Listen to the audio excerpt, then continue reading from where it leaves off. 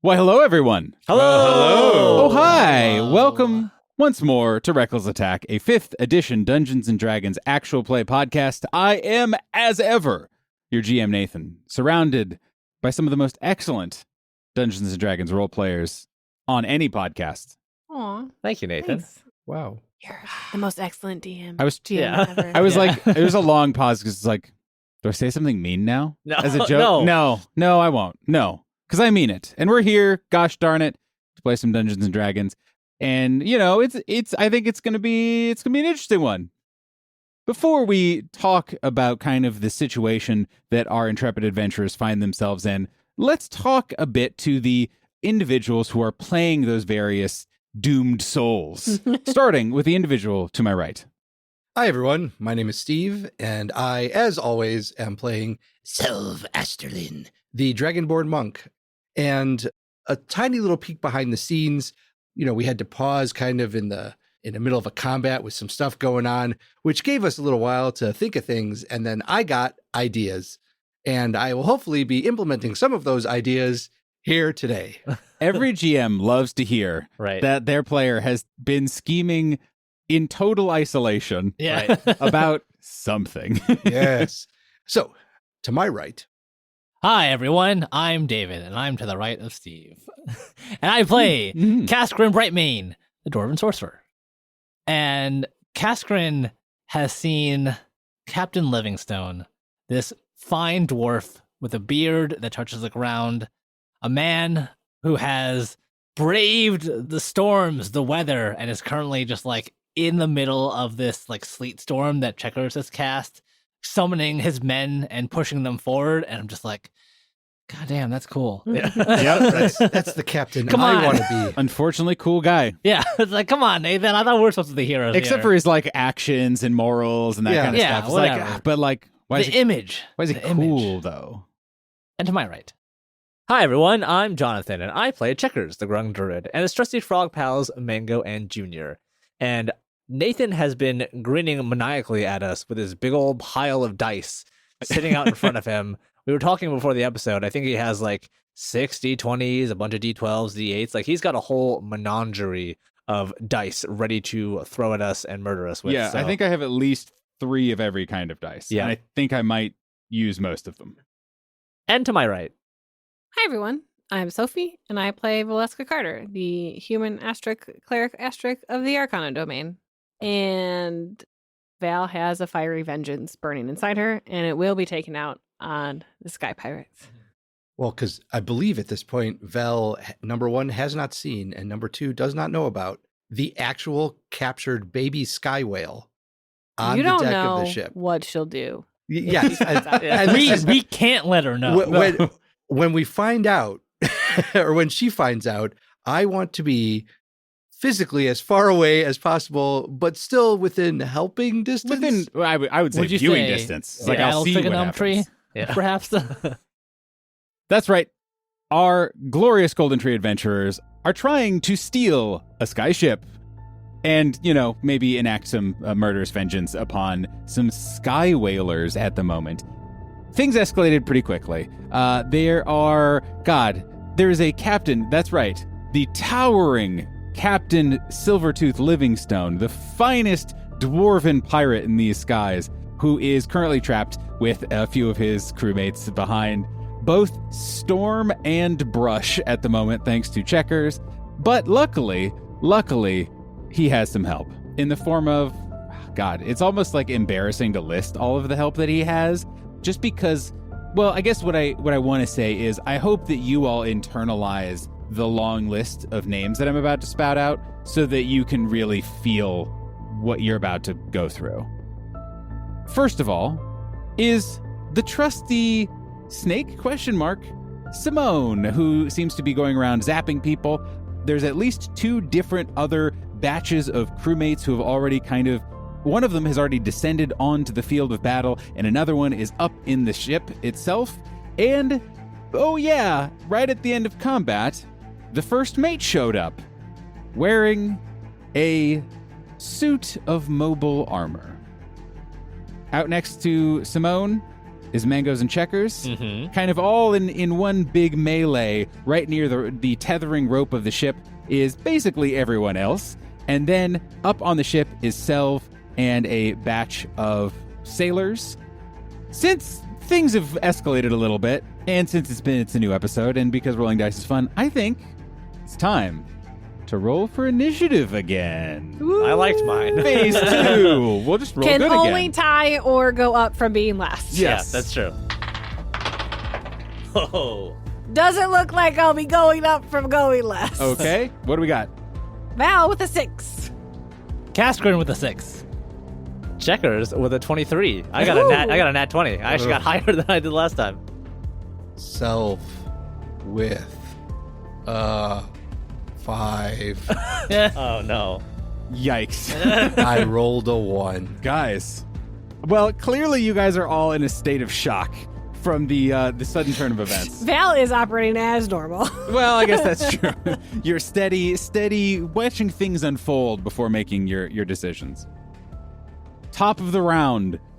Checkers, you go again. Still Checkers. Still Yeah. Checkers. Somehow rolling even better initiative than I did previously. After all this, you're back to me. Yeah. So Checkers and Mango are in a 2v1 in this dark forest. The sounds of thunder and lightning in the background as we are facing off against Simone, the snake creature.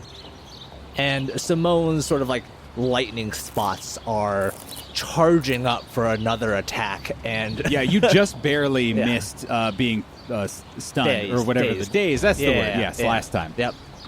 So rather than fight this by myself, I think I'm actually going to try to get away.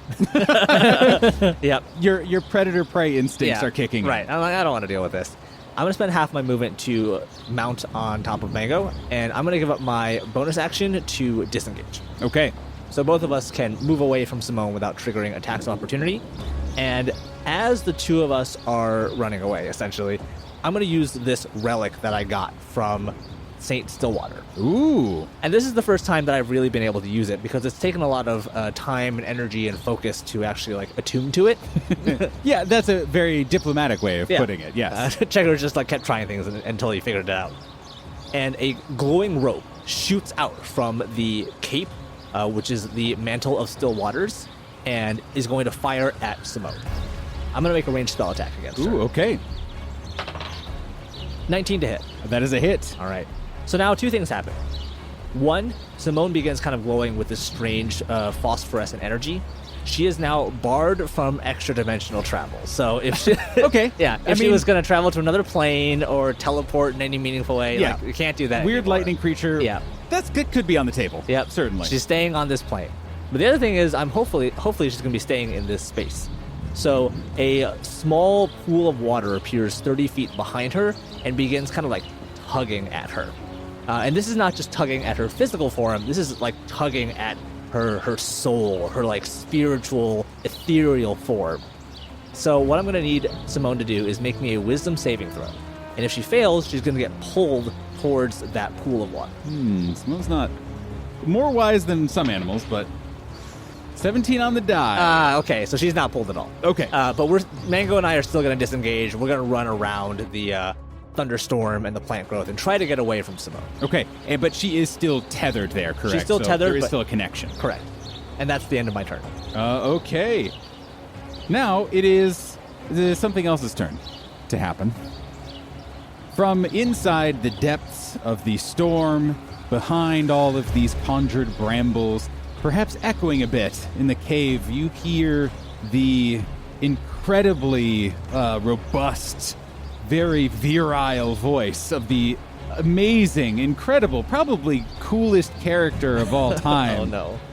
Is this a DM insert? Yeah. PC? Now it is. Again, we said you wouldn't let me pirate campaign, and so now here's what you get.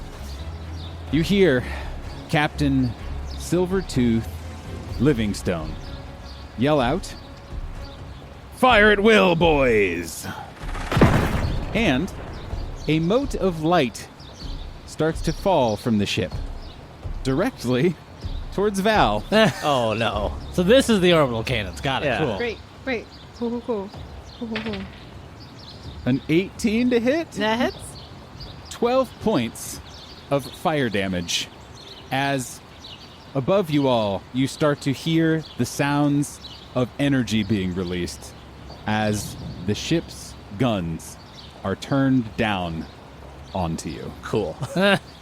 Great. Jeez. But that's all that happens. Except it's now Simone's turn. Okay. All right. You guys, boy, you really rolled shit initiative. I rolled medium initiative, and you just rolled really bad initiative. Simone, unaffected by any of whatever. Is she gonna teleport? What Is she gonna plane shift? She spends her next 3 actions just desperately trying to teleport and not understanding in her small snake brain that she simply cannot. No, she's gonna snake over. Okay. Do snake-like motions, chasing the frogs. Okay. I think at this point, she's probably. Oh no, she's gonna try and. She's not super smart. Mango is also very large right now, so the obvious target, IMO. I was gonna say, I think that she's just smart enough to be like, all right, these creatures are riding away. This is the very large creature that hasn't really attacked me too much, but is very large, and so she is going to try and stun good old Mango. Oh, no. As from several feet away, she is going to ask for a wisdom saving throw. Ooh, 23. Ooh, that is a Dang. success. Hell yeah. Perfect. How can you possibly daze a creature Yeah. with such, I don't want to be Majesty. mean. Majesty, that's the word I'll use. You take 16 points of damage. All right. Unfortunately. Mango's feeling a little singed, but the two of us continue riding away.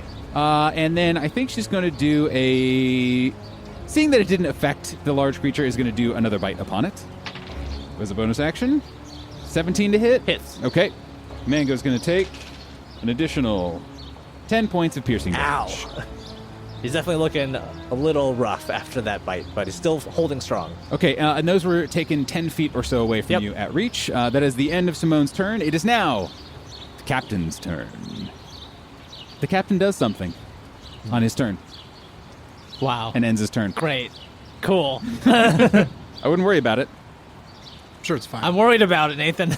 Well, I wouldn't worry about that because you should worry about something else. If it was anything important, he would have shouted it Narrated Yeah. and and narrated what Fair. was All right, happening. that's fair. It's nothing. I'm nothing sure. to worry about. But again, what is something to worry about is now it is the first mate's turn, a.k.a. Boltai, a.k.a.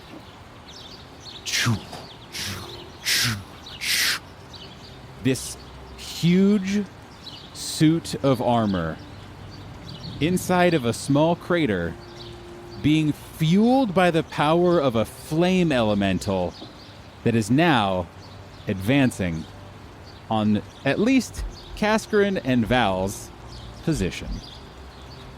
It steps up to Kaskarin. Oh, God. Okay. So as a reminder, this is I guess you can't even really call it a creature. This is a suit of armor unlike anything probably you've ever seen collectively before. Every single plate is all put together in a perfectly cohesive way.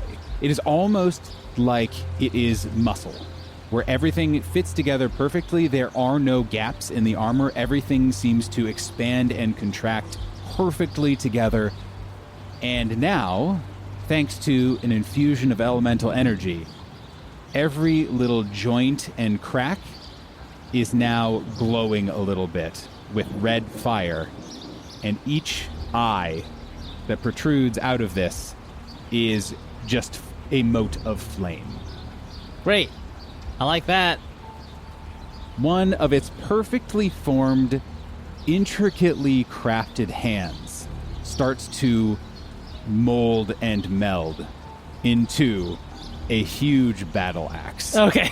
You're going to say a gun. Well, Call an ambulance, but not for me. So, remember the sanctuary. yes, indeed. again, this I am assuming that most creatures do not know. At least these dumb pirates don't know what sanctuary is. So it is going to make a series of attacks against you. Yep. But it's going to have to try to break through each time, I believe. Correct. Right, with a wisdom saving throw. Wisdom saving throw, DC 17. 19 on the die. Ugh. Okay, yep. Ooh, rolled really bad. 12 misses. Failure on the second attack. Third attack. That's a 9. So 2 failures into success, but that one missed. So just and I don't know, how does your bubble interact with weapon attacks like that? So it's really just they're trying to hit Cascarin in the middle of this water bubble, but because the light is just refracting his image, they're just missing in spots where they feel like they should be hitting him. Yeah, it's like at some point, like the axe passes through Cascarin's image, but like he's actually not there. Right. Just the way the water moves. Inside of the bowels of this thing, you can hear a voice amplified through some sort of mechanical or magical or both means, and say, A tough crew yourselves. Interesting. now it is the Joe's turn, who are the people by the cave, because again, everyone rolled better than you guys, and they do something.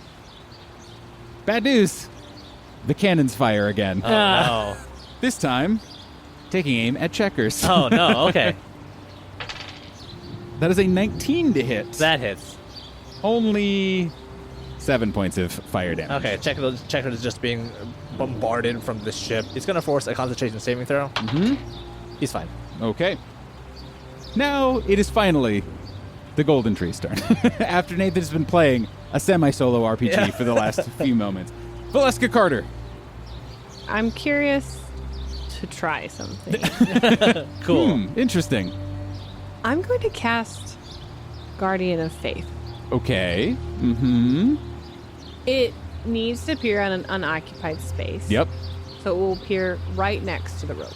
Yep. That no problem. In that space, a large size spectral guardian appears Mm-hmm. and hovers in that space. It is indistinct except for a gleaming sword and shield emblazoned with the symbol of my deity. I would like it to be emblazoned with the sky whale. Who is your god? Right Yeah. now? My God. Any creature hostile to me that moves to a space within 10 feet of the guardian for the first time on a turn must succeed a dexterity saving throw. The creature takes 20 radiant damage on a failed save, or half on a successful one. Okay. The guardian lasts for 8 hours and vanishes when it has all of its hit points are removed. Lasts for 8 hours? Yes, and it costs an action to cast. Excuse 8 hours? How long do you think this combat's going to last, Val? I want this to last until Until I'm done. Yeah. Oh yeah, they're not leaving.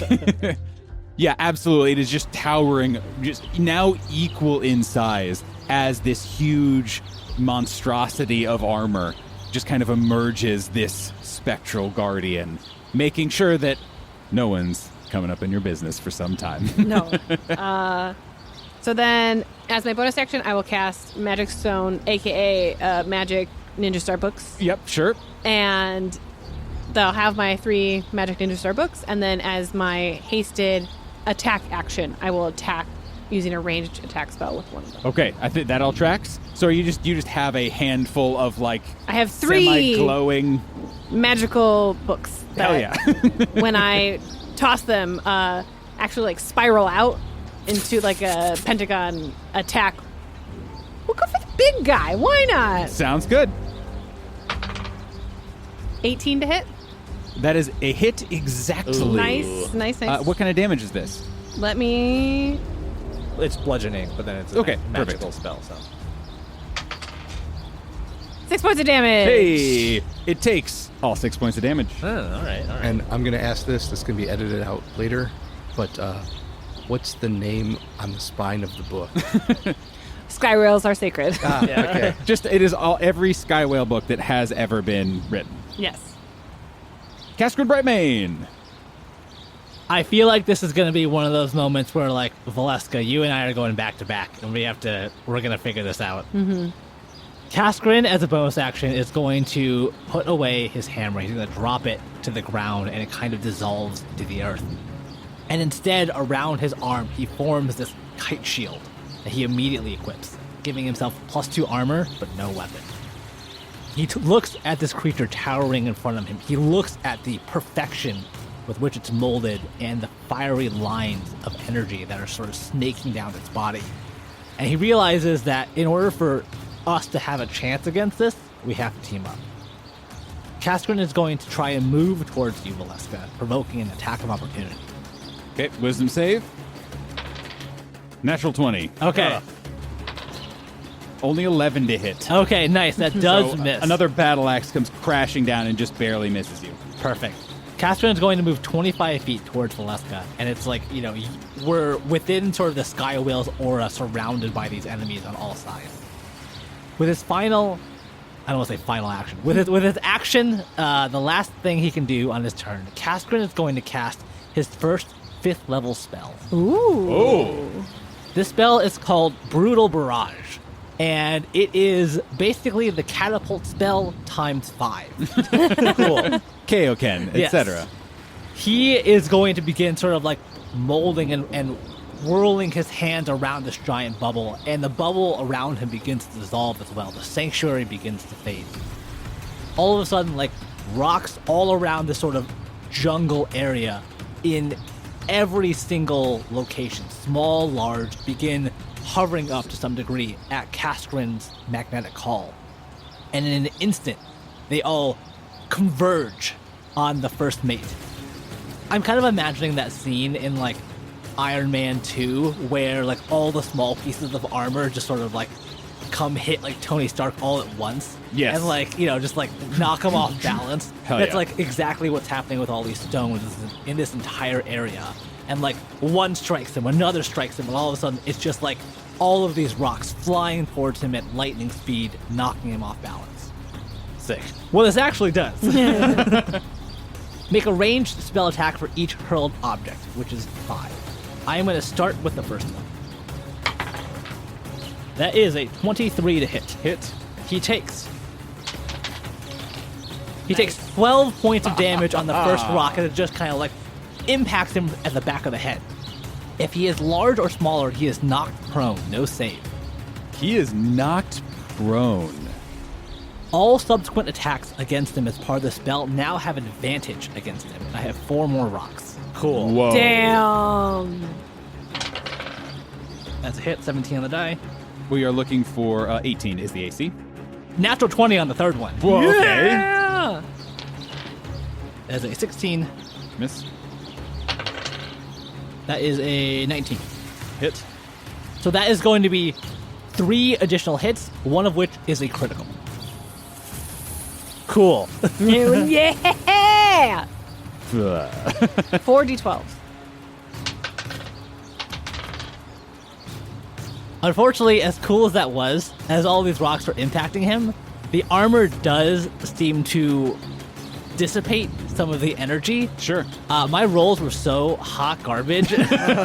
He only takes 13 points of damage. Aw. You did that much in your You first did roll. 12 on the I know. first one. I rolled a 4, 3, 2, and 1. No. I was ready to be like, fuck. Yeah. How much HP do I have to add to this monster?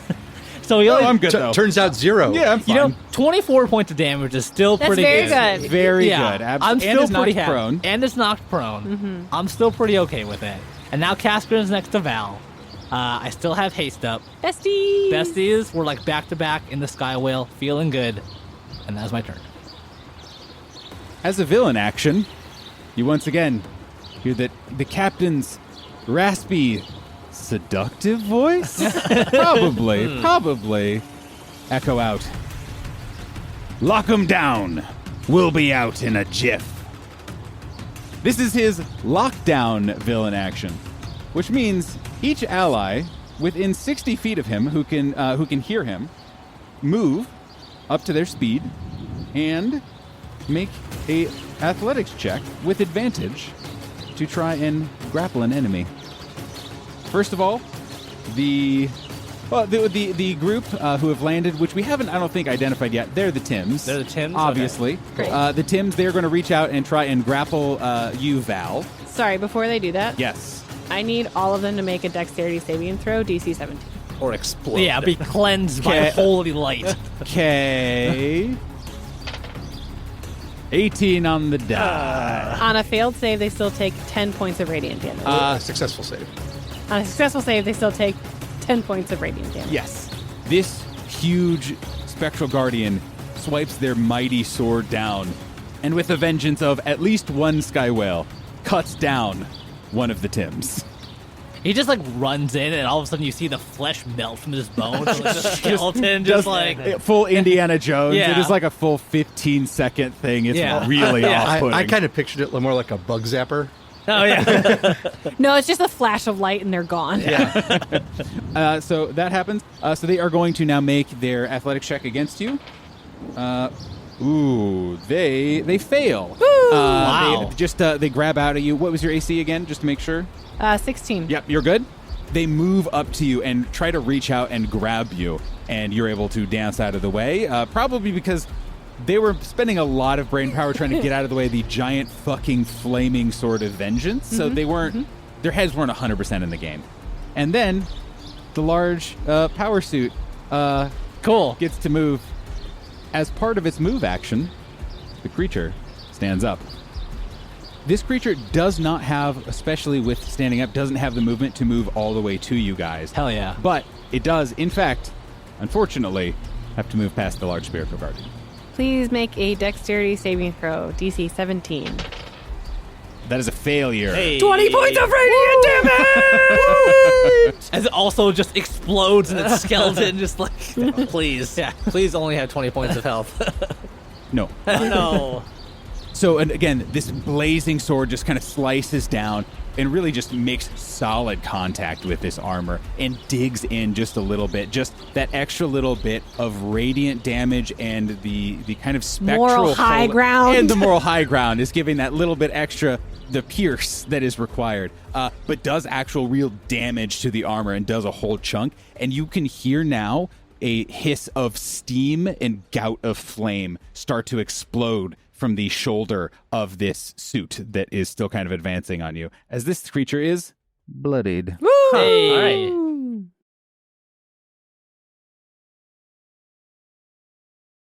And now, a word from our sponsor.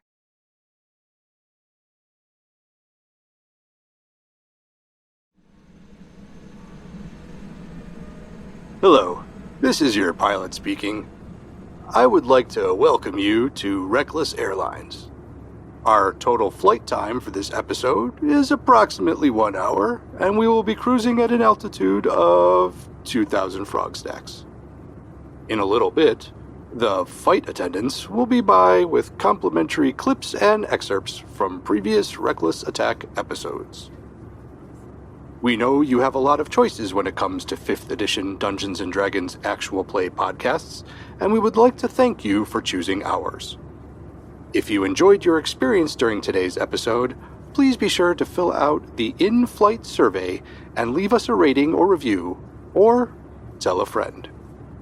Book your next flight with us at www.recklessattack.com, and thank you for listening.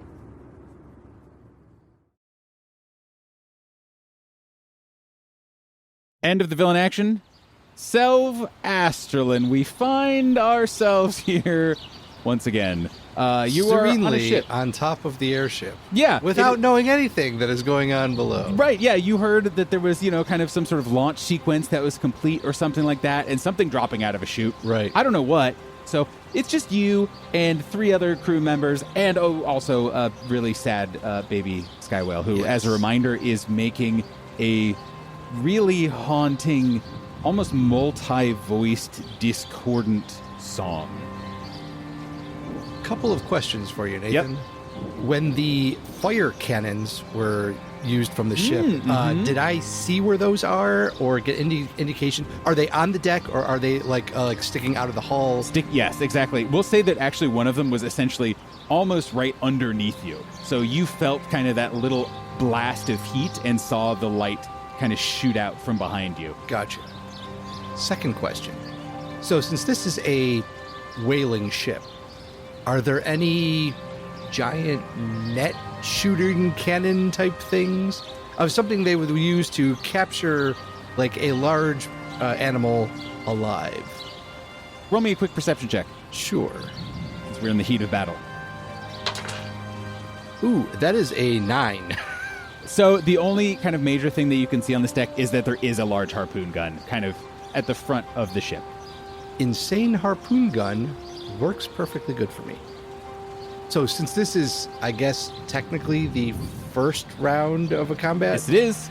the Ring of the Bear at level 2 has an ability called Into the Fray. So in the first round of combat, the speed of you and your allies, as long as they can see me, which unfortunately for this round they can't, is increased by 10 feet. Yes. So I have an additional 10 feet of movement. My regular movement speed is 45 feet. The extra 10 feet from the Ring of the Bear makes it 55. Doubling it makes that 110 feet. Indeed. And that's just with your move action. That's just with my move action per round. So, with 110 feet of movement, Sure. You can reach I pretty much anything you I don't want. get to say that often, so let me try that one more time. With 110 feet of movement, Nathan, Yeah, I will listen to it semi-joyfully. I would like to move to the harpoon and take a shot at the large mechanical thing on the ground. Yeah, I don't think unfortunately the angle would not, like you would have, it is mounted on the deck, so you couldn't see straight down. It would be like in that scene in Indiana Jones where Sean Connery shoots your own tail kind of thing. Gotcha. In that case, I'm just going to grab one of the large, oversized harpoons, Oh, absolutely. Yep. run to the edge, and huck it from a couple hundred feet in the air, and I assume it'll be at disadvantage, but This is where Val dies. I'm going to say it is at disadvantage, just because I will say it's out of the range increment, but because it is such a large item and has the benefit of essentially a shit ton of a couple gravity. hundred feet of Terminal gravity. velocity. Yeah, essentially, it will do a lot more damage if it hits. So go Okay. ahead and give me a dexter or an attack roll, just a general attack roll. I guess the question is, does it count as a spear? Like, as something I'm actually proficient in, or no? I'm gonna say yes because it's funnier, Okay. but you're gonna have disadvantage. Disadvantage, that is, I understand that. That is perfectly acceptable. With disadvantage, that makes it an unnatural 20. Wow. I was holding my breath. I didn't want to jinx it and say it out loud, but I was like, if you roll a natural 1, Cass and Val are going to have to roll a die. Yeah. I was. Oh, Gonna, no. I was gonna have On a to. natural 1, I get both of you. You're back to back. That's true. I thought we were friends. Now. Through both of you, and then the suit of armor picks you up, Yeah. like as a spit roast. Okay, boy, roll me 4d8 damage. 4d8 damage. Okay. I don't know. Seems low. I was like 10d6. I was thinking like 12 d8. Yeah. Well, it is. That's true. Honestly, it is 200 some feet.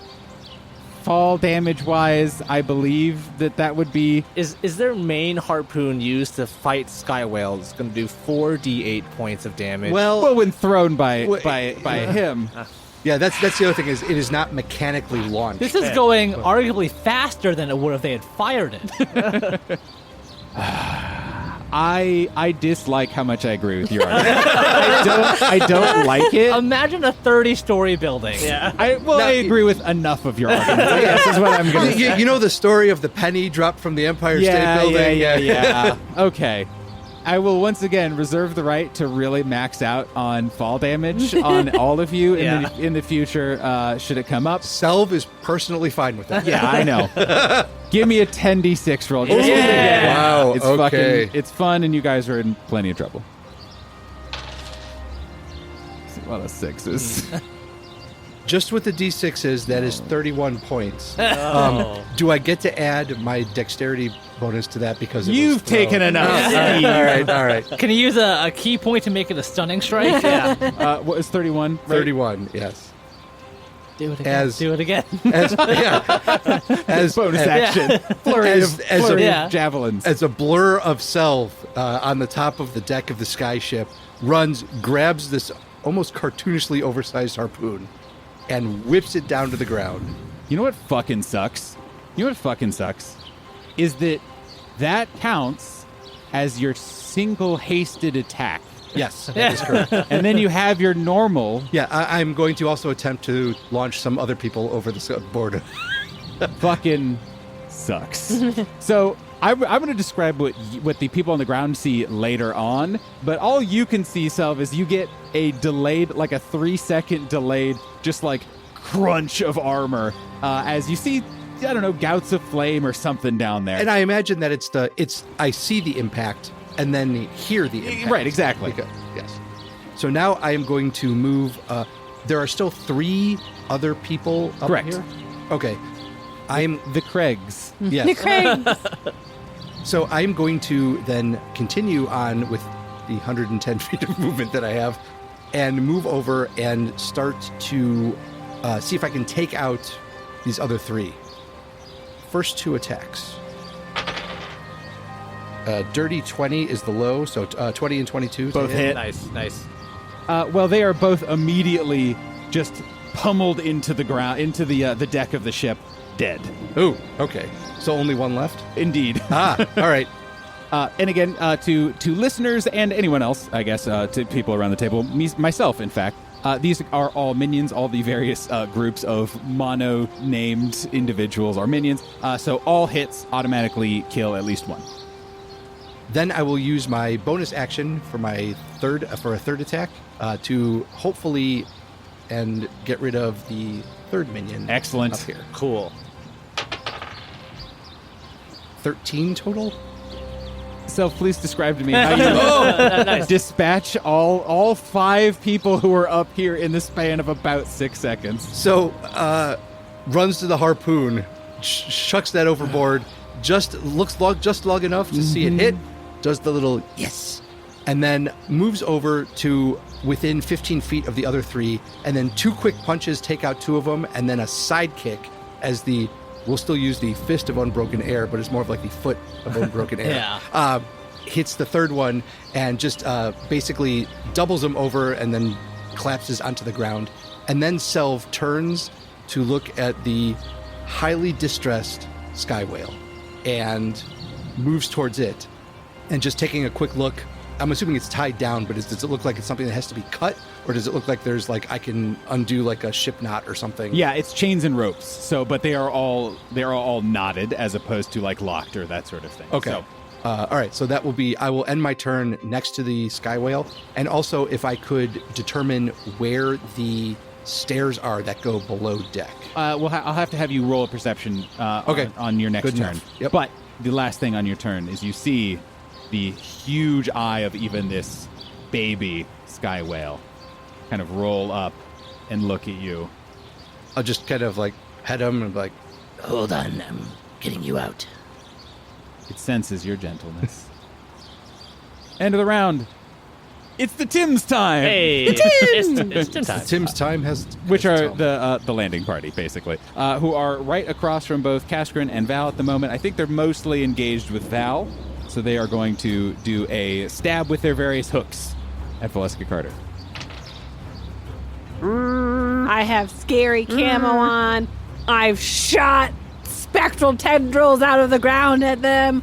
A giant 20-foot sky whale behind me has struck down a Tim. Does a 15 hit? No, because I'm hasted. Hey. All of those things are true and are exactly why they did not make successful contact against. It's definitely not Kaskrin standing behind Val with a giant kite shield. Yeah, Definitely This feels not. really lopsided. Like, why does Val get the Tims and I get like this abomination of like metal? That's how the dice rolled All that way, right. unfortunately. All right, I'm just saying. I call the guys next. Like the On no minions. other podcast Yeah. would a sorcerer face such thing. Yeah, right. How dare they? All right, Val, you got that 20-foot tall demonic entity with the giant horns. I'm going to take out those 3 imps standing over there. Banishment. Top of the order. So basically, the frogs are in battle with the snake. Still here. Yep. Just like having their own thing. Yeah. over It's there. just like nature Fable. with the frogs attacking, battling the snakes. Precisely. Kaskrin, Val, the Tims, again, the landing party, and Boltai, the first mate in the armor, are kind of all in some amount of melee near the rope alongside a spiritual guardian. And Selv is he's just up in the ship. No one knows what's happening. Yeah. No, Selv has just been gone for a little bit. I don't know how worried, at least I personally would be. It's like, well, Selv's up there. Well, I don't know. There's occasional indication that Selv is still alive. Well, that there was at least one good hint in the form of a giant javelin being thrown and piercing through the armor in front of you. But we'll get to that. We'll get to that in a moment, because top of the order is Checkers. Checkers, there is a Yes. snake who has been biting at you and your frog. I'm really tired of fighting Simone. What are you talking about? As a bonus action, I'm going to activate the Mantle of Stillwater. You said that with such all right, power word kill. As a bonus action, I cast go fuck yourself. Mods crush your skull. Yeah. So the first attempt didn't work, but Simone is still tethered to this pool of water behind Indeed. her. And as a bonus action, I'm going to try and force her to be pulled towards the tether and away from the both of us. Make a DC 17 Wisdom saving throw, please. Okay. Oh, failure. All right, so as Checkers and Mango are running away, Simone is just yanked back 30 feet towards this tether where she originally started, and the two of us just kind of ride off into the distance. And we're going to continue on the direction where Val and Cass and this tether are. At this point, do I see kind of what's going on in this space? You for sure see a 20-foot Yeah. sky whale. Yeah, it's hard to miss, really. Yeah. I would like it known the spell does say it's like indistinct and you just see like the short and shield, but I really imagine a 20-foot like standing vertically sky whale with a sword and shield that looks kind of like kind of the vibe of it's the Pequod symbol. The Pequod's emblem. Quagsire, like kind of that vibe. Yeah. Oh, wait. Just like kind of got that like new little smile, but then like oh no. Important question: is this here a to do plushie or like an actual sky whale with a little different? I'm imagining more plushy. Okay. It's like it's like Val's. the Saturday morning cartoon Yeah. version. Yeah, But you've got like the buttoned eyes and like little patchy. like the kinda- ditto. Yeah. But it also does Yeah. 20 points of damage Yeah. to If all you who look at approach. it. Uh-huh. Yikes, Aroni. So you can definitely see, but actually what you can see a lot of at this point, Checkers, and this is true for everyone who is kind of at this level of combat, is now there is a huge harpoon sticking in and through this armor. And whereas before, the people who were around it saw, kind of bits of flame start to kind of gout out of it as it just was almost like leaking energy, you now see that it is starting to spout an inferno of flame, and it is lighting up the area like a bonfire. So you have actually extremely good vision of this area for whatever it is you're about to do. I'm going to throw a rock at it. Hell yeah. Like So Checkers is just like, well, I think I know where Val is. And I see this giant flaming suit of armor with a spear sticking out. And I'm just like, what happened here? Like, I was fighting the snake, and now here we are. But I'm going to pull out a rock and just throw it at the thing. Okay. Hacha! 19 to hit. That's a hit. 11 points of magical bludgeoning damage. Typical.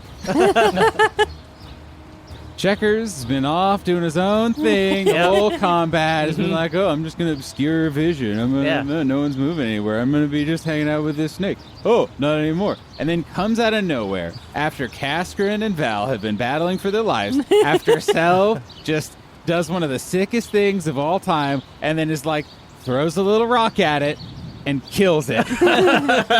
So please describe what it looks like as you at least make the armor no longer functional. It is the most anticlimactic thing ever.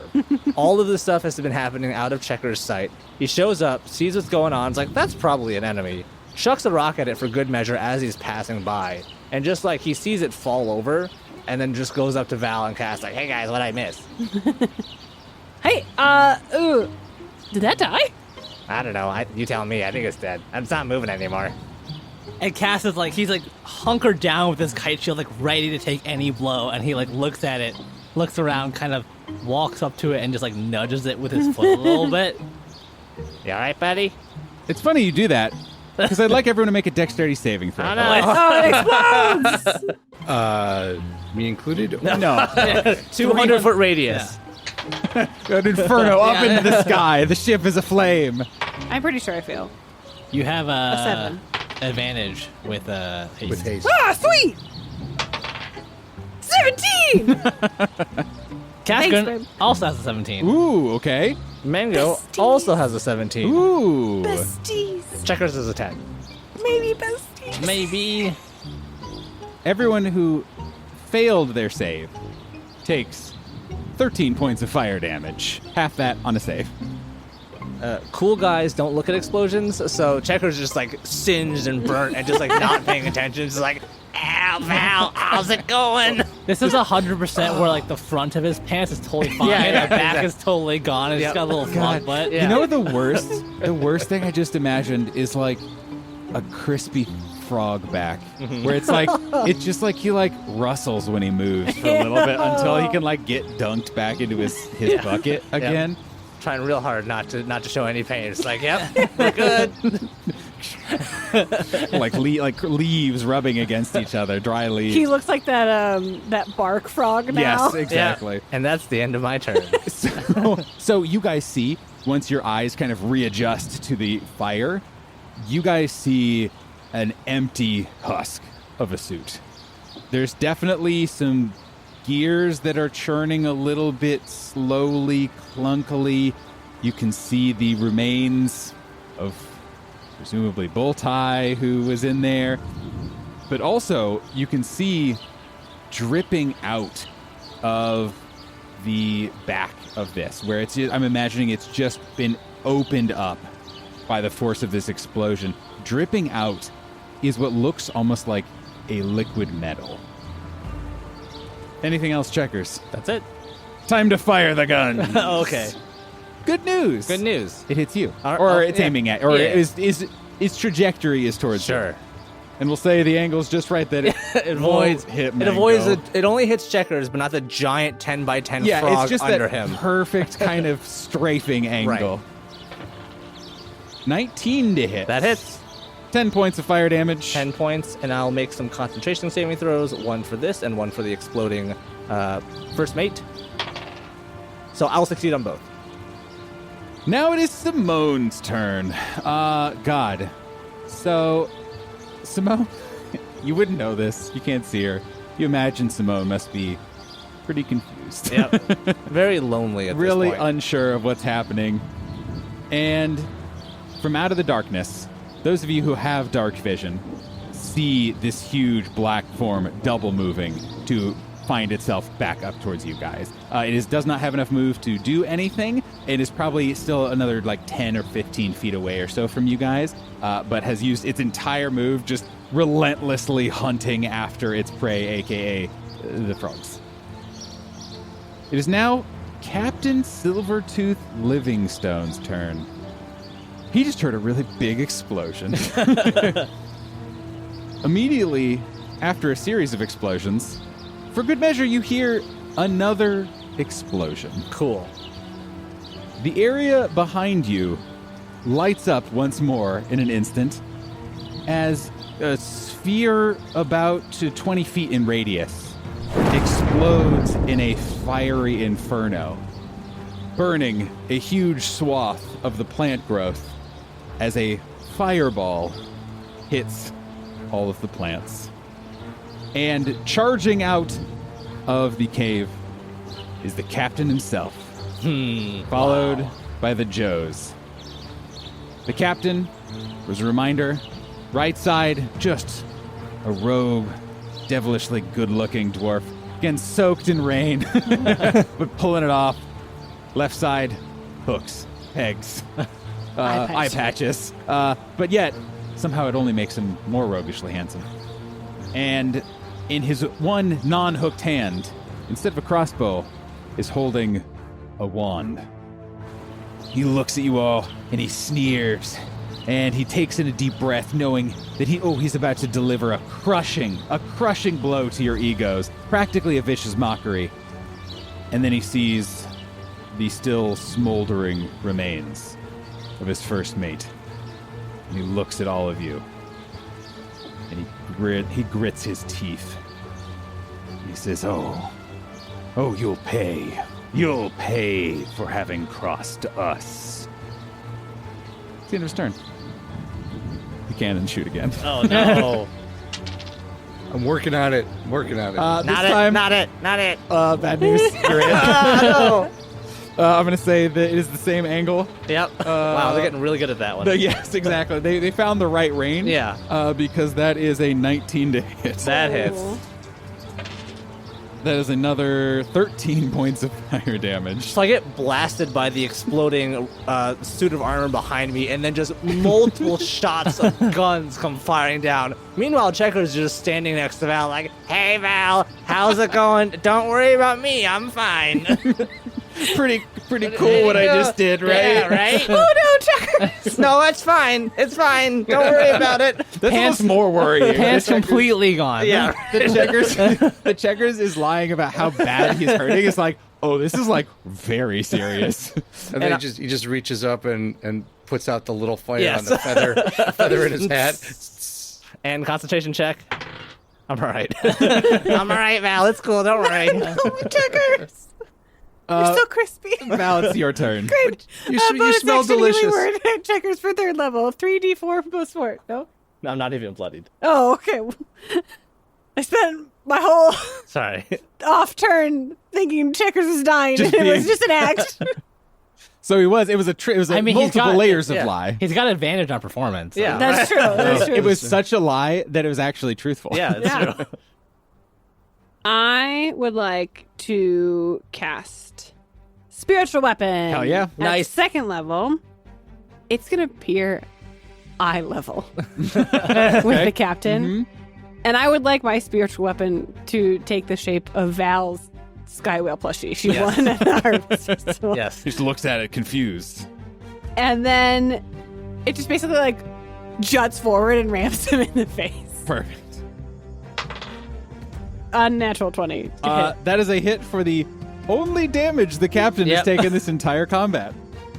5 points of magical force damage. Ow. So I've cast Spiritual Weapon as my bonus action. As my first action, I would like to have the captain make me a Wisdom 17 saving throw as I cast Toll the Dead. And I just radiate what Val imagines as these horrible whale cries, like sound reverberates through him. You see this shockwave emanating from Val heading directly for the captain. That is a failure. However, he's going to use his adrenaline rush ability, where he's going to burn a thing that hasn't come up yet, blah, blah, blah. And he just looks at you and he says, "I've been at this a long time, girly. I don't fear the toll of the bell." And he succeeds instead. Val, with all the sincerity and threatening vibes she can muster, takes one of her Magic Stone Ninja Star books and flings it towards the captain with her hasted bonus attack action and says, "Maybe you'll fear the turn of the page." And makes a spell attack at Nice. the captain. Nice. Yes. 18 to hit. That is a hit. 2d6. Fuck you, Captain Livingstone! Oh, wow. 13 points of damage! Ow. Jeez. 30 points of magical book damage! Ow. This one's titled Sky Whale Song. Anything else? Val will position battle trigonometry so that the guardian is between her and the captain. I think you didn't have to do any movement. Okay, all right. Just making sure. She like pokes out behind a spiritual sky whale. Would like to reemphasize though that if he wants She to melee is me, mighty and terrifying, but also with like a giant 20-foot sky whale between her and this captain. okay. As a villain action, Captain says, "Craigs, get down here. We've some mopping of the deck to do." And then a body. They're on their way. And you see the captain look. I'm going to canonically say that is literally when one of the Craigs hits the ground, because he's been falling for a few seconds because he's so far up. And he looks at the body and looks at all of you, looks up at the ship, and then glares, calculating. Kaskrin is going to try and intimidate him. Okay. He can see kind of the mental calculation that's working here, and he says to the captain, "If you are so experienced at this, I think you've done this long enough to know when you're beat. We've taken your first mate, we've taken your crew, and we're taking this ship. But you can still live to fight another day. And I mean, come on. What's being a pirate without a rival?" Give me a roll. That is a 27. Ooh, hot dice. You see the captain grip the wand in his hand as you can hear his teeth grinding together in frustration. He looks, he sees two of the Tims down. He sees probably now several of the Craigs littering the battlefield. He looks back over his shoulder, sees Simone is there. And finally his eyes rest on the charred remnants of whatever incredible piece of magical armor this once was, as well as his first mate.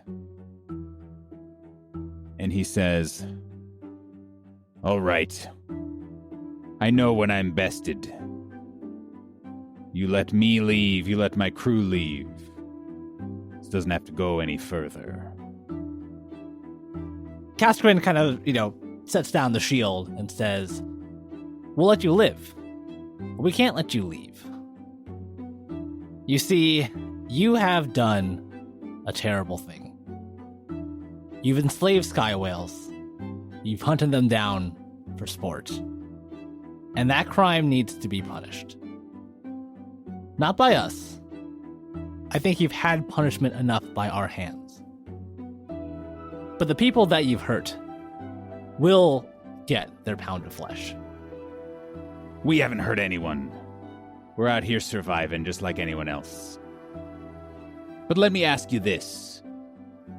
Where are you all from? Not many settlements out here. I assume you know of the Red City of Agmar. Hmm. You know of its walls. You know of its history. You know of its strength. Oh, there's reasons we don't fly over those skies. Many reasons. But also, we know a thing or two about the Red City as well. How about a trade of information to sweeten the deal? You see, we have no interest in whatever the Red City calls justice. We only have interest to keep on living. And we may know a thing or two that might help you all keep living too. The captain drops the wand at his feet. And you see everyone else kind of around him who's still in eyesight kind of ease up just a little bit. And he says, "Here's a bit for free, so you know that what we're talking about is serious business. Business that's maybe worth the lives of me and me crew. Have you all ever heard of the Pharaohs?" And probably, well, actually, you guys might be familiar with this. Selv would be most familiar with this. Because that is the organization that, way back in the tournament arc, paid a certain halfling so-and-so to go steal some dragon eggs from the Abbey. And with that, we'll see you next week. No. Ah! Cool. The lore keeps getting deeper. Bye. Bye.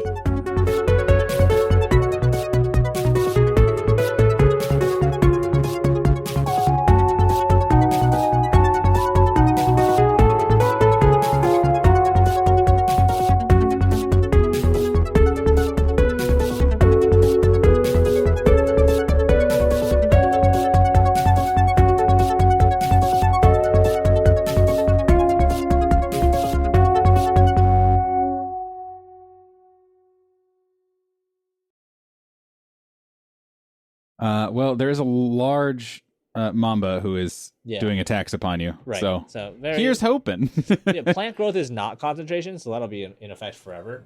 Forever. I mean, yeah, this area specifically now just looks like this. So Did you upcast it? Is that how that works? Or no, if you cast it once a day for a year, then you make plants grow like agriculture happen. Otherwise, just like, hey, this area has more plants now, but like I don't have to do anything to it. It just is like that. sick. Huh. So It's a third level spell? yeah. Nice. Checkers could ruin all of Agmar if you wanted to by just making plants everywhere.